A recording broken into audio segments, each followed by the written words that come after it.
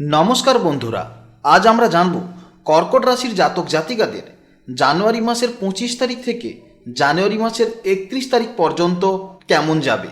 অর্থাৎ জানুয়ারি মাসের এই শেষ সপ্তাহটি কর্কট রাশির জাতক জাতিকাদের এক রাজকীয় ও অত্যন্ত শুভ সময়ের ইঙ্গিত দিচ্ছে। আপনার রাশিচক্রের সপ্তমভাবে সূর্য, বুধ, রবি ও উচ্চস্থ মঙ্গল অবস্থানের ফলে এক চতুর্গ্রহী যোগ সৃষ্টি হচ্ছে। এই শক্তিশালী যোগ আপনার সামাজিক প্রতিপত্তি বৃদ্ধির সঙ্গে সঙ্গে ব্যবসায়িক ও ব্যক্তিগত অংশীদারিত্বে অভূতপূর্ব সাফল্যের বার্তা দিচ্ছে। একদিকে নবমভাবে কর্মফলদাতা শনিদেব অবস্থানের ফলে আপনার ভাগ্যকে সুশৃঙ্খল এবং মজবুত করে তুলছে। এছাড়া সপ্তম ভাবের এই রাজকীয় যোগের ফলে আপনার ব্যক্তিত্বে এমন এক মোহময় তেজ আকর্ষণ করবে যা অন্যদের মুগ্ধ করতে বাধ্য হবে।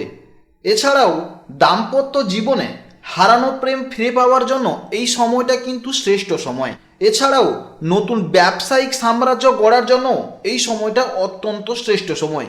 এরপর আমরা জানব একে একে যে কর্কট রাশির জাতক জাতিকাদের কেমন যাবে এই লাস্ট 7 দিন। সপ্তমভাবে উচ্চস্থ মঙ্গলের প্রভাবে পার্টনারশিপ বিজনেসে আপনি কিন্তু অভাবনীয় সাফল্য অর্জন করবেন।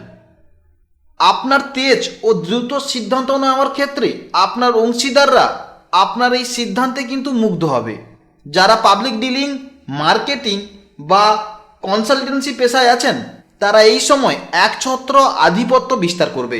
নতুন কোনো বড় প্রজেক্ট সই করার জন্য এই সময়টা অত্যন্ত ভালো সময়।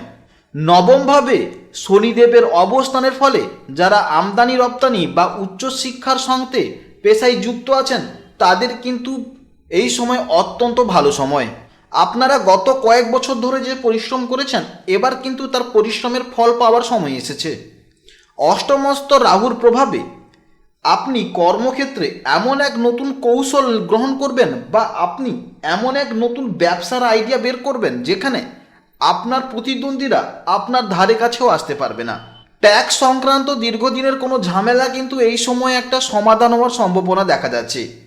সপ্তমস্ত সূর্যের প্রভাবে সমাজে ও কর্মক্ষেত্রে আপনার মান সম্মান অনেকটা বৃদ্ধি পাবে। যারা সরকারি কাজে কর্মরত বা যারা কর্পোরেট সেক্টরে কোনো বড় পদে কাজ করছেন ওনাদের চাকরির কিন্তু পদমর্যাদা বৃদ্ধি পাবে। এছাড়াও এই সময় আপনাদের আত্মসম্মান অনেকটা বৃদ্ধি পাবে এবং আপনাদের যে কোনো ডিসিশন কিন্তু অনেকটা ভালো ফল এনে দেবে।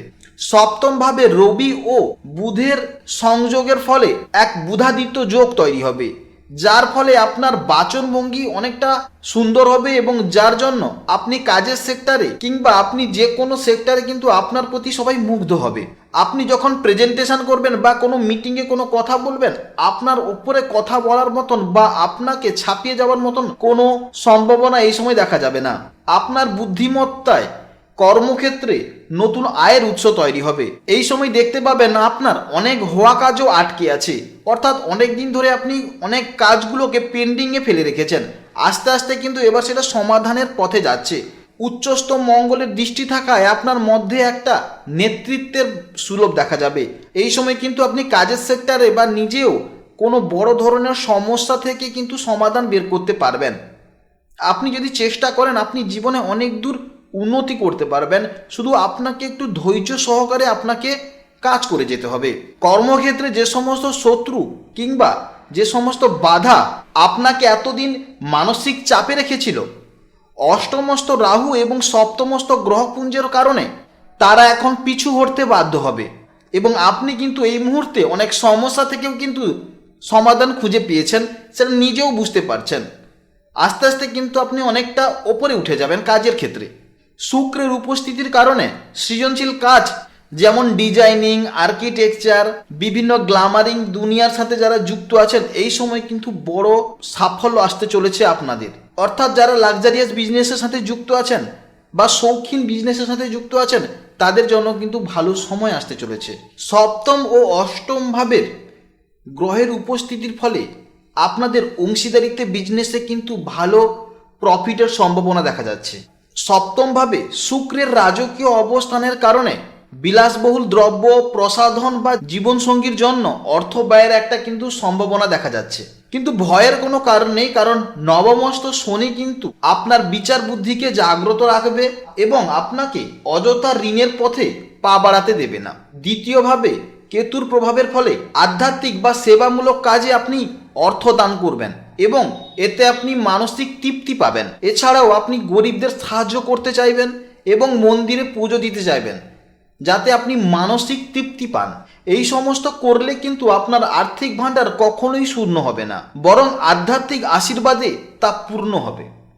অষ্টমস্ত রাহুর প্রভাবে আপনার কোথা থেকে আর্নিং আসবে আপনি নিজেও বুঝতে পারবেন না। আপনার আগে কোনো ইনভেস্টমেন্ট থেকে ইনকাম আসতে পারে বা আপনার অন্য সোর্স থেকেও ইনকাম আসতে পারে। যারা শেয়ার বাজারের সাথে যুক্ত আছেন তাদের কিন্তু এই 7 দিন অত্যন্ত ভালো। উচ্চস্থ মঙ্গলের দৃষ্টির কারণে এই সময় আপনার জমি বাড়ি কেনার জন্য এই সময় বিনিয়োগ করা কিন্তু ভালো সময়। যারা অনেক দিন ধরে পৈতৃক সম্পত্তি নিয়ে বিবাদে জড়িয়েছিলেন তাদের কিন্তু এই সময় অনেক সমাধানের পথ খুঁজে পাবেন এবং আস্তে আস্তে কিন্তু আইনি সংক্রান্ত যে সমস্ত সমস্যায় আছেন আস্তে আস্তে কিন্তু সেই সমস্ত সমস্যা কিন্তু এবার সমাধান হবে। শনিদেব যেহেতু আপনার ভাগ্যস্থানে আছে, আপনি যে সমস্ত সিদ্ধান্ত নেবেন বা যে সমস্ত কাজ করবেন আপনি কিন্তু ভবিষ্যতে কিন্তু অনেক ভালো রিটার্ন পাবেন, কারণ এই সময় আপনার সিদ্ধান্তগুলো কিন্তু স্বয়ং শনিদেবের দ্বারা কিন্তু নির্ধারিত হবে। ফলে আপনি কিছুদিন পর বা 2026-এর শেষের দিকে কিন্তু তার রিটার্নও পাবেন।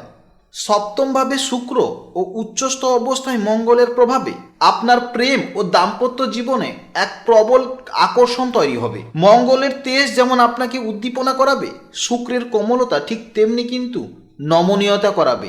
অর্থাৎ আপনাদের মধ্যে দাম্পত্য জীবন এবং প্রেমে কিন্তু একটা সুসম্পর্ক তৈরি হবে।